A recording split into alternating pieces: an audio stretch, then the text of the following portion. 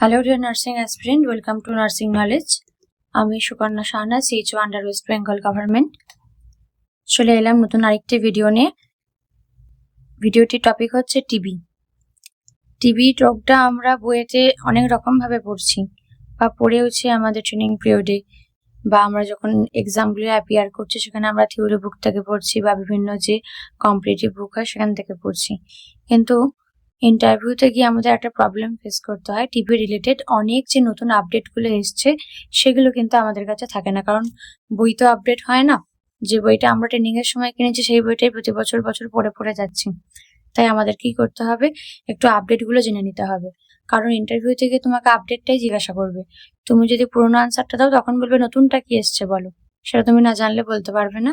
তাই চলো ভালো করে পুরোটা দেখো। পুরোটা এটা একটা নতুন ওরা বানিয়েছে, এই 4টে পেজের, এটা রিসেন্ট দেওয়া হয়েছে। এটা মেনলি বলে দিই, এই বুকটা বা ফ্ল্যাশ কার্ড যাই বলতে পারো, এইটা মেনলি আশাদের হাতে দেয়া থাকছে সাব সেন্টার লেভেলে। টিবি রিলেটেড এই বইটা বা ফ্ল্যাশ কার্ড যেটাই বলবে সেটা ওদেরকে প্রোভাইড করা হয়েছে, এবং ওরা যখন ফিল্ড ভিজিটে বেরোচ্ছে সেখানে ওরা এইটা কমিউনিটি পিপলকে দেখিয়ে যা যা বোঝানো, টিবি রিলেটেড যা যা অ্যাওয়ার করার আছে সেটা ওরা করছে। টিবি এটা ছাড়াও আর একটা ওদের মানে আমাদের গভর্নমেন্ট থেকে নতুন আর একটা প্রজেক্ট এই ফ্ল্যাশ কার্ডের মতোই ক্যালেন্ডারের থ্রু দিয়ে ওরা এনেছে। আমি সেটাকেও একবার দেখিয়ে দেবো, যাতে টিবি রিলেটেড যে নতুন আপডেটগুলো তোমাদের কাছে কোনো কিছু বাদ না যায়। তো চলো শুরু করা যাক। জাতীয় যক্ষ্মা নির্মূলীকরণ কর্মসূচি, এটা মানে তোমরা বুঝতেই পারছো ইরাডিকেশন না এলিমিনেশন। প্রথমে বলে রাখি, এখন কিন্তু ন্যাশনাল টিবি এলিমিনেশন চলছে, ইরাডিকেশন নয়। এলিমিনেশন মানে হচ্ছে যেটা আমরা ডিজিজটাকে কমিয়ে আনবো, ইরাডিকেশন মানে একটাও তার রুটটাই থাকবে না। টিবির এত তাড়াতাড়ি ইরাডিকেট করা পসিবল নয়, বাট আমাদের টার্গেট চলছে এখন আমরা এলিমিনেট করব। তাই প্রোগ্রামটার নাম ন্যাশনাল টিউবারকুলোসিস এলিমিনেশন প্রোগ্রাম। এটা একটা নতুন ওদের যে স্লোগান, টিবি রোগ লুকানো নয়, টিবি রোগ দূর করুন। কি হচ্ছে, ফিল্ডে যারা কাজ করছেন তাদেরকে একটা প্রবলেম ফেস করতে হচ্ছে যে টিবি মানুষ যার হচ্ছে তিনি হাইড করে যাচ্ছেন। একটা টিবি পেশেন্টের একটা কাশি থেকে 30,000 ইনফেকশন হতে ছড়াতে পারে। তার মানে বুঝতে পারছো এটা কতটা ভয়ানক। তাই এটা আমি বলবো, টিবিটা নিয়ে নিজেরা যারা কাজ করছো, যারা কমিউনিটি এরিয়াতেই হোক, হসপিটালে হোক, বা তুমি প্রাইভেট সেক্টর যেখানেই জব করো, নিজেও একটু অ্যাওয়ার্ড থেকো, কারণ কে টিবি ক্যারি করছে, কে টিবি পজিটিভ, এটা বোঝা সম্ভব হয় না অনেক সময়। তাই একটু সচেতন হয়ে মাস্ক পরে সবাই কাজ করো। টিবি রোগ লুকানো নয়, টিবি রোগ দূর করুন।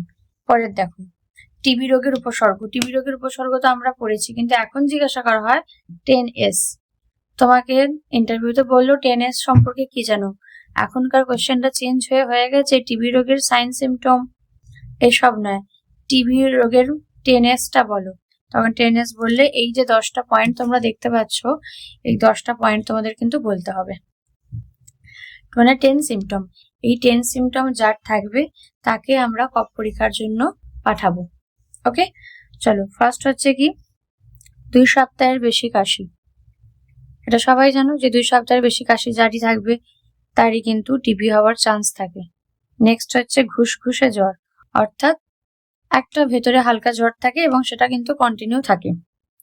নেক্সট দেখো, বুকে ব্যথা অর্থাৎ চেস্ট পেন, টিবি পেশেন্টের চেস্ট পেন হয়। শ্বাসকষ্ট, রেসপিরেটরি ডিস্ট্রেস, দেহের নানা অংশে অর্থাৎ গাঁটে ফোলা, অর্থাৎ বিভিন্ন যে জয়েন্ট এরিয়া বা শরীরের যে কোনো জায়গাতে একটা ফোলা ফোলা দেখা যায়, হঠাৎ করে জায়গাটা একটা সোয়েলিং প্রেজেন্ট থাকে, সেটাকে অনেক সময় দেখে সাসপেক্টের জন্য তুমি টিবি মানে ডট রেফার করতেই পারো। এবার এদিকটা আগে আসি, কফের সঙ্গে রক্ত, হেমোপটিসিস আমাদের কিন্তু খুব ইম্পর্টেন্ট একটা পয়েন্ট। ব্লাড কফে যখন প্রেজেন্ট থাকবে তখন সেটাকে বলা হয় হেমোপটিসিস। দুর্বল এবং ক্লান্ত ভাব, টিবিতে মেনলি ম্যালনারিশড হয়ে যায়, পেশেন্ট খাওয়া দাওয়া করতে পারে না, যার জন্য পেশেন্ট দুর্বল হয়ে যায়। দীর্ঘদিনের কোনো রোগ, অর্থাৎ দীর্ঘদিনের কোনো রোগ বলতে তুমি এখানে কি ধরতে পারো, যে এইচআইভি পজিটিভ, বা ধরো যা ডায়াবেটিস আছে, এরা তো টিবি অ্যাটাক হওয়ার জন্য খুবই প্রবাবেল জায়গায় থাকেন। তাই এই ধরনের কোনো ডিজিজ থাকলে সেটাকে আমরা কিন্তু ধরে নেব। রাতে ঘাম হওয়া, টিবি পেশেন্টে জেনারেলি নাইট সোয়েট হয়। খিদে ও ওজন কমে যায়, অর্থাৎ অ্যানোরেক্সিয়া হলেই তোমার ওয়েট লস হবে। আর একটা আছে শারীরিক পরিবর্তন। এই যে এনার যেমন ছবিটা তোমরা দেখতে পাচ্ছ হয়তো, যে অ্যাবডোমেনটা দেখো সামনে দিয়ে কতটা এক্সপ্যান্ড করেছে, তো এরকম গেট আপে চেঞ্জ আসে। দেখলেই বোঝা যাবে একটা ম্যালনারিশড হয়ে যায়, আমরা লিন অ্যান্ড থিন হয়ে যায়। টিবি পেশেন্ট যদি খুব সিভিয়ার টিবি পেশেন্ট হয়, সেই পেশেন্টের কিন্তু টিবি হওয়ার পরেও অনেক কমপ্লিকেশন আসে। একটা আমি ছোট্ট নলেজ দিই, আমি যেহেতু সিএইচও, আমার এরিয়াতে একটা টিবি পেশেন্ট আছেন এবং গত মাসে তিনি পজিটিভ হন। তো গত মাসে পজিটিভ হওয়ার পরে আমাকে সপ্তাহ দুয়েক পেশেন্ট মেডিসিন খাওয়ার পরে আমার আশা দিদি আমাকে ফোন করে বললেন পেশেন্ট খুব খারাপ আছে, পেশেন্টের রেসপিরেটরি ডিস্ট্রেস হচ্ছে, পেশেন্ট খাওয়া দাওয়া করছে না। আমি তাকে বিপিএইচসি রেফার করলাম, এটা রাতে, তখন 9টা-10টা বাজছে। পেশেন্টকে রেফার করলাম এবং দেখা গেল পেশেন্টের জন্ডিস হয়েছে। জন্ডিস হওয়ার জন্য আমরা কি জানি, টিবি মেডিসিন যখন শুরু হয় টানা 6 মান্থস খেয়ে যেতে হয়, বন্ধ করা যায় না। কিন্তু তার জন্ডিস ধরা পড়ার জন্য সেই টাইমে তাকে আগে জন্ডিসটাকে আমাকে কিওর করতে হবে। তো সেইটা কিওর করার জন্য টিবি মেডিসিনটা সেই সময় বন্ধ থাকলো। এবং এখন প্রেজেন্ট স্ট্যাটাস কি, পেশেন্ট এখন অনেক ভালো আছে, তার জন্ডিস কিওর হয়ে গেছে এবং সে আবার টিবি মেডিসিন কন্টিনিউ করছে। তাহলে বুঝতে পারছো, আমি এটা এক্সাম্পলটা এই জন্যই দিলাম, টিবি কিন্তু খুব ভয়ানক, আমাদের একটু অ্যাওয়ার হওয়া খুব দরকার। এগুলো ছাড়াও, এগুলো তো আমরা বললাম 10S, 10S এর মধ্যে এই 10টা পয়েন্ট পড়লো। এরপরে পড়বো কারা হাই রিস্ক গ্রুপ আছে। এটা হচ্ছে ঝুঁকিপ্রবণ ব্যক্তি।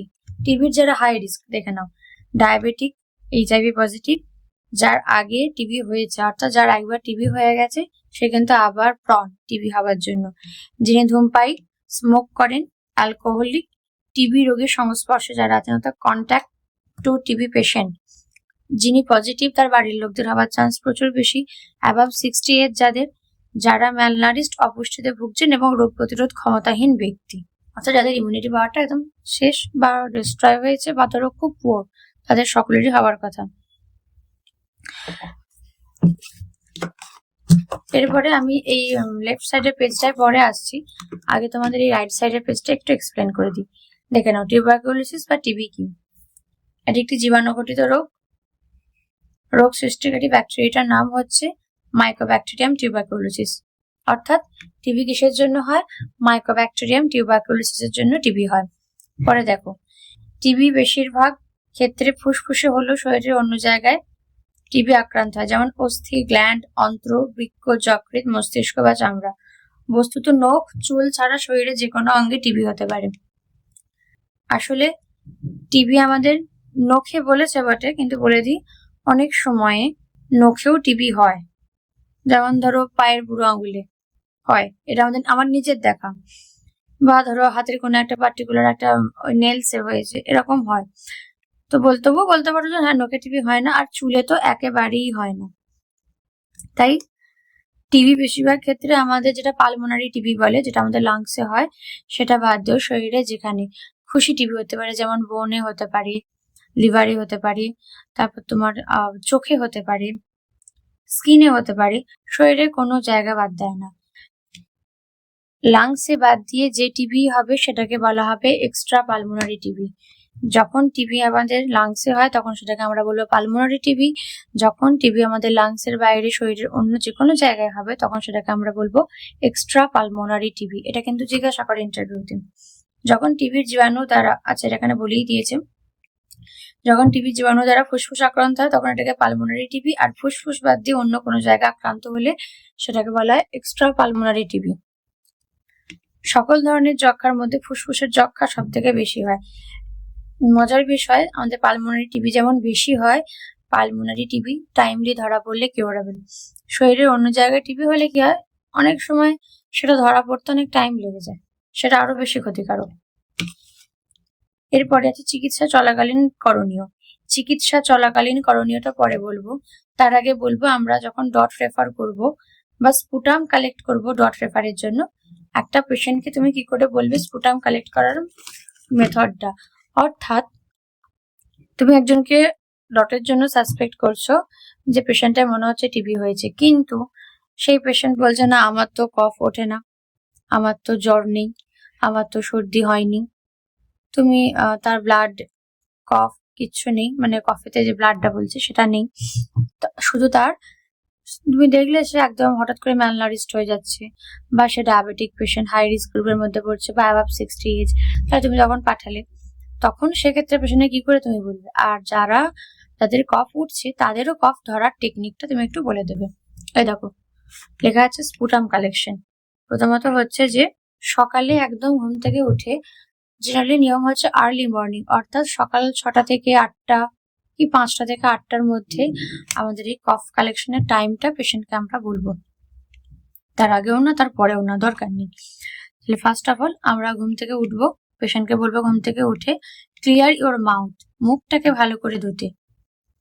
এখানে ব্যাপারটা হচ্ছে আমরা কিন্তু পেশেন্টকে বলবো যে আপনি ব্রাশ করবেন না, প্লেন ওয়াটার অর্থাৎ নর্মাল ওয়াটারে জাস্ট, যেটাকে আমরা কুলকুচি বলি না, সেরকম জাস্ট কুলকুচি করে ফেলে দেওয়া।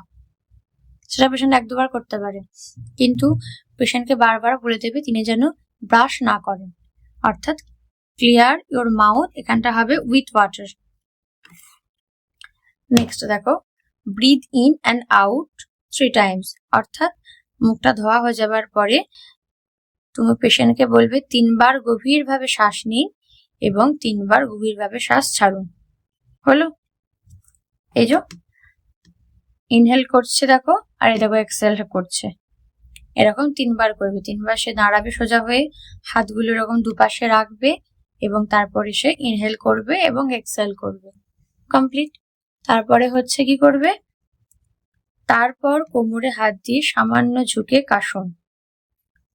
এই 3বার ইনহেল এক্সেল মানে টোটাল 6 টাইমস হয়ে যাবার পরে পেশেন্ট যখন কোমরে হাত দেবে, এই হাতগুলো যেমন আমরা কোমরে হাত দিই, পেশেন্ট 2 হাতে কোমরে হাত দিয়ে জোরে কাশার চেষ্টা করবে, যেমন ইনি করছেন। যখনই আমরা অনেক সময় জোরে কাশার চেষ্টা করি সেরকম কাশার চেষ্টা করবেন। তখন কি হবে, গিভ আস স্পুটাম স্যাম্পল। তখনই দেখো একটা কন্টেনার আছে, লাংস থেকে কফ সোজা তোমার এই উনি যে স্পুটাম কন্টেনার, যে কন্টেনারটা আশা দিদি তাকে দিয়ে রাখবেন, বা যে বিভিন্ন জায়গায় সে যাবে ল্যাবে করা, যেখানেই হোক তারা যে কন্টেনারটা দেবে স্টেরাইল কন্টেনার, সেইখানে কিন্তু কফটা কালেক্ট করবে।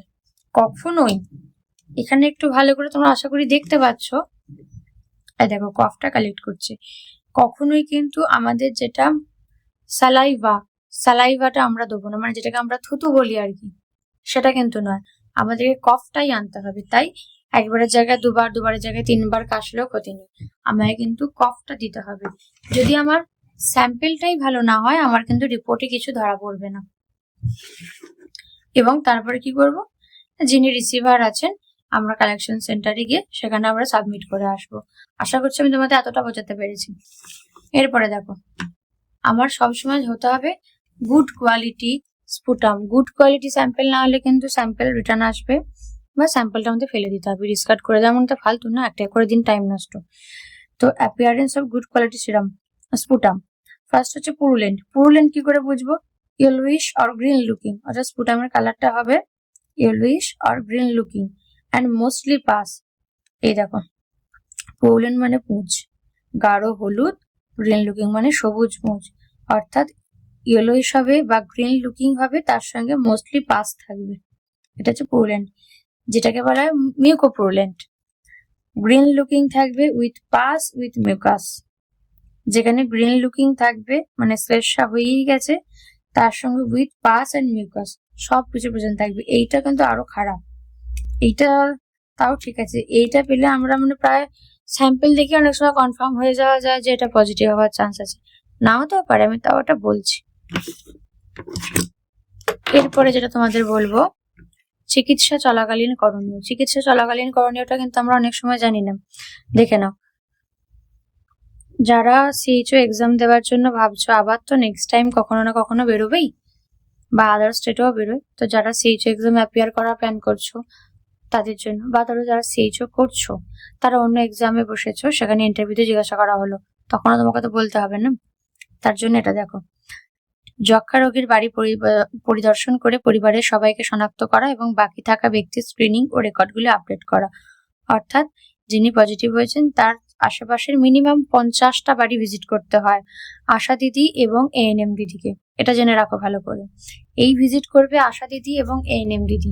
উপসর্গ থাকলে কফের নমুনা সংগ্রহ করে পাঠান। যদি তোমার মধ্যে তুমি দেখো যে কারো সাইন সিমটম তোমার কনফিউশনে আসছে, তুমি তার স্যাম্পল কালেক্ট করে তুমি তাকে ডট রেফারে পাঠাবে, অর্থাৎ টেস্টের জন্য পাঠাবে। উপসর্গ না থাকলে টিপিটির পরামর্শ দিন। এই টিপিটির পরামর্শ তুমি দেবে তোমার যিনি বিপিএইচসি তে যিনি আছেন এই STLS, তার সঙ্গে কথা বলবে, তিনিই বলে দেবেন। এবং এক্সরে এবং টিবি সংক্রমণের পরীক্ষার জন্য রেফারেলের পরীক্ষা করুন।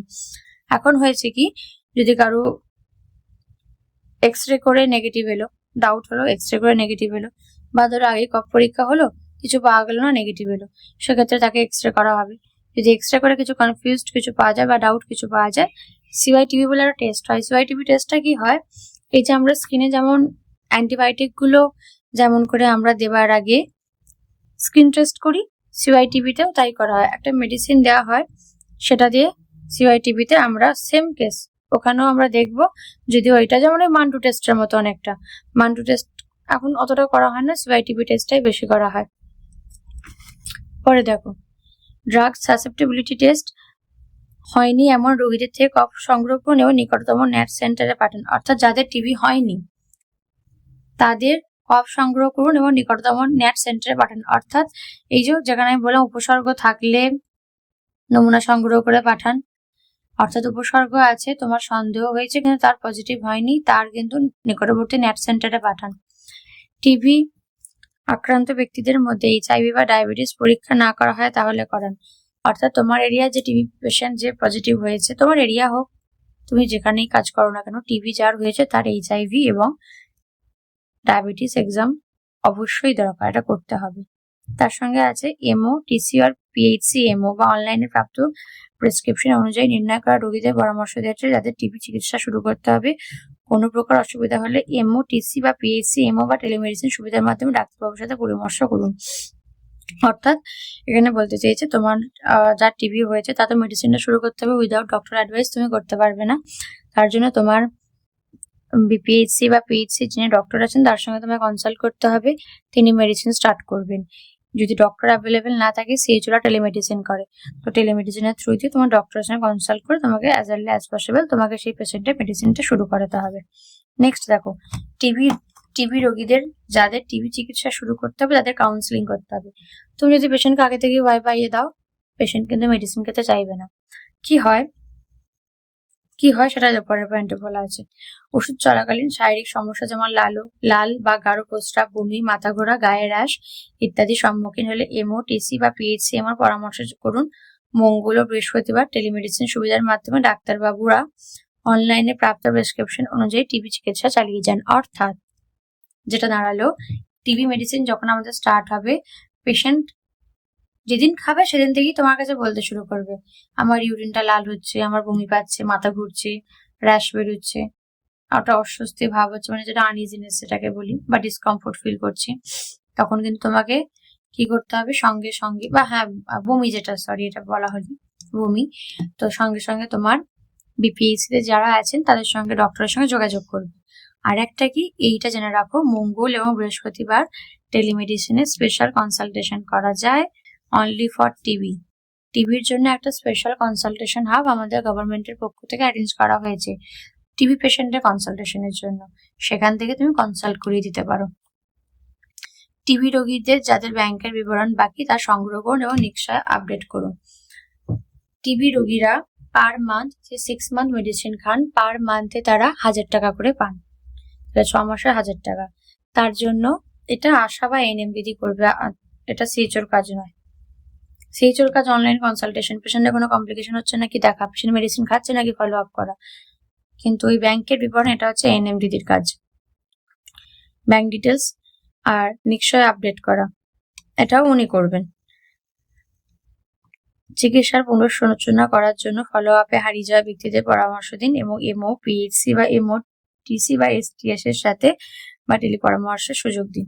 অর্থাৎ এটা কিছু না, পেশেন্ট যেটা হবে তাকে ফলো আপ রাখতে হবে এবং পেশেন্ট মেডিসিন খাচ্ছে নাকি সেটা দেখতে হবে। এর সঙ্গে আরেকটা ব্যাপার আছে বলে দিই, টিবি পেশেন্ট যারা থাকে তাদেরকে কিন্তু নিক্ষয় মিত্র দেওয়া হয়। অর্থাৎ নিক্ষয় মিত্র মানে হচ্ছে পেশেন্টের একটা ফুড সাপ্লাই দেওয়া হয়। সেখানে থাকে চাল, সেখানে থাকে তেল, সেখানে থাকে সয়াবিন, ডিম, তার সঙ্গে ডাল, এই ধরনের যে তাকে high protein high calorie diet দেওয়া হয়। তো সেইটা পঞ্চায়েত থেকে মেনলি অ্যারেঞ্জ করা হয়।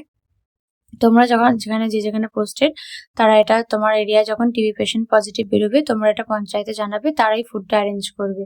আবার অনেক সময় বিপিএইচসি পিএইচসি থেকেও একটা স্পেশাল কেয়ার ব্যবস্থা করা হয়। আর একটা করতে পারো, প্রত্যেকে যেখানে যে পোস্টেড তাদের সেখানে অনেকে থাকেন তো যারা ইকোনমিক্যালি খুবই একটু উচ্চ অবস্থায় আছেন, তাদেরকে বলা যে একটু যদি দায়িত্ব নেন, একটু যদি আমাদের ইকোনমিক্যালি সাপোর্ট করেন, আমরা পেশেন্টকে ফুডটা প্রোভাইড করতে পারবো। কারণ টিবি তাদেরই হয় মেনলি দেখবে যারা খুব আনহাইজিনিক ওয়েতে বা খুব পুয়ার কন্ডিশন যাদের, তাদের মেনলি টিবিটা হয়। তাই সেক্ষেত্রে আমরা এটুকু পেশেন্টের জন্য করতেই পারি। এবার এগুলো একটু ছোট্ট করে বলে দিই, আর ডিটেল করবো না। যক্ষা সম্পর্কে মূল বার্তা, যক্ষা যে কারোরই হতে পারে এবং এটি সম্পূর্ণ নিরাময়যোগ্য যদি ধরা পড়ে টাইমে, এবং আমরা যদি ডিলে না করি তাহলে অবশ্যই কিওর হয়ে যায়। যদি চিকিৎসা না করা হয়, একজন যক্ষা আক্রান্ত ব্যক্তি প্রতি বছর 10 থেকে 15 জনকে সংক্রামিত করতে পারে। চিন্তা করো, তাহলে চিকিৎসা করা খুব দরকার। যদি যক্ষা নির্ণয় করা হয় তাহলে যে ধরনের যক্ষা পাওয়া গেছে তার উপর ভিত্তি করে ন্যূনতম 6 মাস বা তার বেশি সময়ের জন্য চিকিৎসা শুরু করতে হবে। চিকিৎসা 2 থেকে 3 সপ্তাহের মধ্যে যক্ষা আক্রান্ত ব্যক্তিদের অন্যদের মধ্যে যক্ষা আক্রান্ত করার সম্ভাবনা উল্লেখযোগ্যভাবে কমে যায়। অর্থাৎ মেডিসিন শুরু হওয়ার 2 থেকে 3 সপ্তাহের মধ্যে তার থেকে অন্যরা অ্যাফেক্টেড হওয়ার চান্সটা অনেক কমে আসে। ডাক্তারের পরামর্শ অনুযায়ী যক্ষা 6 মাস বা তার বেশি চিকিৎসা নেওয়া বা চিকিৎসা সম্পূর্ণ করা সবচেয়ে গুরুত্বপূর্ণ। চিকিৎসা সম্পূর্ণ না হলে পুনরাবৃত্তি বা এমনকি ওষুধ প্রতিরোধী যক্ষা হতে পারে। অর্থাৎ মেডিসিনটা কমপ্লিট করতে হবে, মেডিসিনের ট্রিটমেন্টটা 6 মাস কমপ্লিট করতে হবে। 6 মাসের প্রতিটা দিনই খেতে হবে, মিস দেওয়া যাবে না। যদি আমরা ডিসকন্টিনিউ করি তাহলে কিন্তু আমাদের ড্রাগ রেজিস্ট্যান্স টিবি হয়ে যেতে পারে, এবং সেক্ষেত্রে টিবিকে কিওর করা খুব চাপ, হয়তো না হতেও পারে। যক্ষা রোগীদের কাশি বা হাঁচির সময় তাদের মুখ নাক ঢেকে রাখা উচিত এবং সময়সূচি অনুযায়ী ওষুধ গ্রহণ করা উচিত। সকালে মেডিসিনের টাইমটা বলে দেওয়া হয় মেনলি। যক্ষা আক্রান্ত ব্যক্তিদের কফ মাটিতে চাপা দিয়ে নির্দিষ্ট স্থানে ফেলা উচিত। অর্থাৎ তুমি ওপেন এরিয়াতে ফেলবে না, পেশেন্টকে বলবে আপনি একটা কন্টেনারে কালেক্ট করুন এবং সেটাকে মাটি চাপা দিয়ে দিন একটা সময়ে গিয়ে। একটু লোকালয় থেকে দূরে দেওয়াটাই বেটার। তাদের সঙ্গে বিচ্ছিন্ন বা বৈষম্যমূলক আচরণ করবেন না, বরং তাদের এবং তাদের পরিবারকে সহযোগিতা করুন, এটা অবশ্যই দরকার। যদি তাকে আমরা আইসোলেট করে রাখি, যদি তাকে আমরা দূর করি, সে কিন্তু এমনি চাইবে না মেডিসিন খেতে। পুষ্টিকর খাদ্য অর্থাৎ ভাত, ডাল, মাছ, সয়াবিন, শাকসবজি, শস্য, মাংস যক্ষা আক্রান্ত ব্যক্তিদের সুস্থ হওয়াতে সাহায্য করে। টিবি রোগের চিকিৎসার জন্য প্রাপ্ত পরিষেবা অর্থাৎ সরকার থেকে কি কি পরিষেবা দেওয়া হয় সেটা একটু দেখো। সুস্বাস্থ্য কেন্দ্র অর্থাৎ HWC, পিএইচসি, যক্ষা শনাক্তকরণ কেন্দ্র এবং জেলা হাসপাতাল অর্থাৎ ডিস্ট্রিক্ট হসপিটালে চিকিৎসা বিনামূল্যে করা হয়। যক্ষা আক্রান্ত ব্যক্তিদের প্রতি মাসে নিক্ষয় পোষণ যোজনার মাধ্যমে 1000 টাকা প্রদান করা হয়। এই সুবিধা পেতে তাদের আশা অথবা স্বাস্থ্যকর্মীদের সাথে ব্যাংক খাতার নম্বর এবং মোবাইল নাম্বার শেয়ার করতে হবে। এই টাকা সরাসরি রোগীর ব্যাংকে জমা হয়। সংক্রামক টিবি অর্থাৎ মাইক্রোবায়োলজিক্যালি কনফার্মড পালমোনারি টিবির পরিবারের সবার এবং PLHIV অর্থাৎ যেসব ব্যক্তি HIV পজিটিভ তাদের যক্ষা প্রতিরোধী চিকিৎসা টিপিটি দেওয়ার আগে CYTB টেস্ট প্রয়োজন।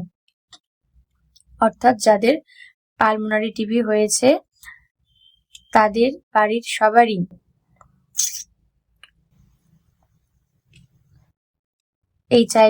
HIV টেস্ট এবং তাদের যক্ষা প্রতিরোধী চিকিৎসা টিপিটি দেওয়ার আগে আমরা HIV টেস্ট করাবো, এবং টিপিটি স্টার্ট করার আগে আমরা কিন্তু CYTB টেস্ট করে নেব। স্বাস্থ্যকর্মী যদি কোনো ব্যক্তিকে টিপিটি নিতে বলেন তাকে পুরো মেয়াদে চিকিৎসা নেওয়ার জন্য উৎসাহিত করুন। অর্থাৎ যার টিপিটি স্টার্ট হবে তার কিন্তু পুরো কোর্সটা কমপ্লিট করতে হবে। আপাতত এইটুকুই, আশা করি আমি তোমাদের সবটা বোঝাতে পেরেছি। এই আপডেটটা অন্য কোথাও থাকবে না, তাই আমার মনে হলো এটা তোমাদের সঙ্গে শেয়ার করা খুব দরকার। যদি কারো কোনো প্রশ্ন থাকে আমাকে মেসেজ করো, আমি যতটা পারবো তোমাদের হেল্প করব। ওকে, আজকের ভিডিওটা এতটুকুই। সকলে খুব ভালো থেকো, ভালো করে পড়াশোনা করো, আর যদি ভিডিওটা ভালো লেগে থাকে অবশ্যই একটা লাইক, কমেন্ট, সাবস্ক্রাইব করে দিও। Thank you.